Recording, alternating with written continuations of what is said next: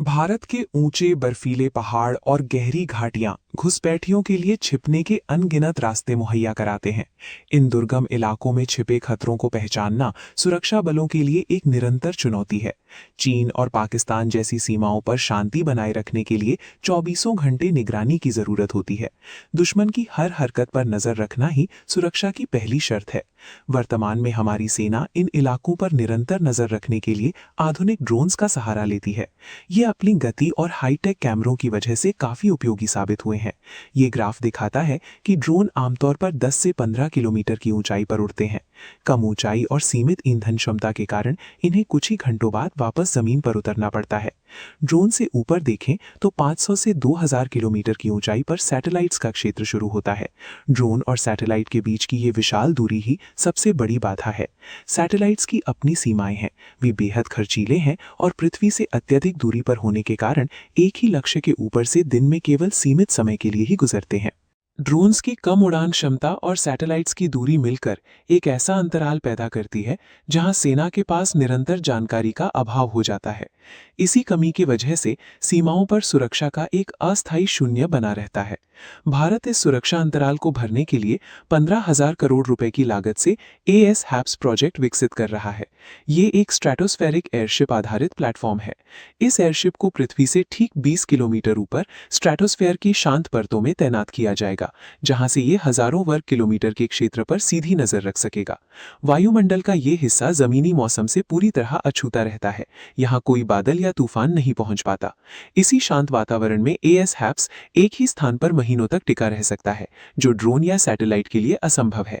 स्ट्रैटोस्फेयर की इस ऊंचाई का उपयोग करके भारत ने ड्रोन की ईंधन सीमा और सैटेलाइट की दूरी की चुनौती को एक साथ हल करने का रास्ता निकाल लिया है। इस एयरशिप के भीतर हाई डेफिनेशन ऑप्टिकल कैमरे और अत्याधुनिक रडार प्रणालियां लगाई जाएंगी। ये उपकरण खराब मौसम या अंधेरे में भी दुश्मन की हर हलचल को स्पष्ट रूप से पकड़ लेंगे। इसमें इलेक्ट्रॉनिक इंटेलिजेंस सिस्टम भी शामिल होगा। ये सीमाओं के पार होने वाले दुश्मन के संचार और सिग्नल को पकड़ने में सेना की मदद करेगा। DRDO पहले ही मध्य प्रदेश में 17 किलोमीटर की ऊंचाई तक इस तकनीक का सफल परीक्षण कर चुका है, जिससे ये साफ है कि भारत इस लक्ष्य के बहुत करीब है। सरकार इस प्रोजेक्ट को पूरा करने के लिए निजी भारतीय एरोस्पेस कंपनियों को आर्थिक सहयोग दे रही है, जिसमें शोध और विकास लागत का 70% हिस्सा सरकार वहन करेगी। AS-HAPS प्रोजेक्ट भारत के रक्षा ढांचे और निजी रक्षा उद्योग को सशक्त बनाने का एक माध्यम है। ये साबित करता है कि भारत भविष्य की सुरक्षा चुनौतियों के लिए स्वदेशी समाधान तैयार करने में सक्षम है। पूरी तरह तैनात होने के बाद ये सिस्टम भारत की सबसे संवेदनशील सीमाओं पर एक अभेद्य सुरक्षा कवच की तरह काम करेगा, जो कभी अपनी आंखें बंद नहीं करेगा। जमीनी स्तर पर इसका प्रभाव तुरंत दिखेगा।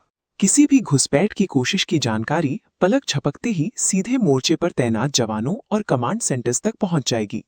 ऊंचे और कठिन पहाड़ी रास्तों पर जहां रेडियो सिग्नल अक्सर टूट जाते हैं, ये एयरशिप एक स्थायी संचार टावर की भूमिका निभाएगा।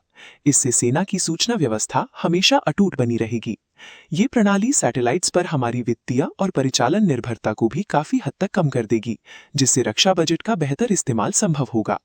आज की लड़ाइयां केवल हथियारों की ताकत से नहीं, बल्कि सही समय पर मिलने वाली जानकारी से जीती जाती हैं।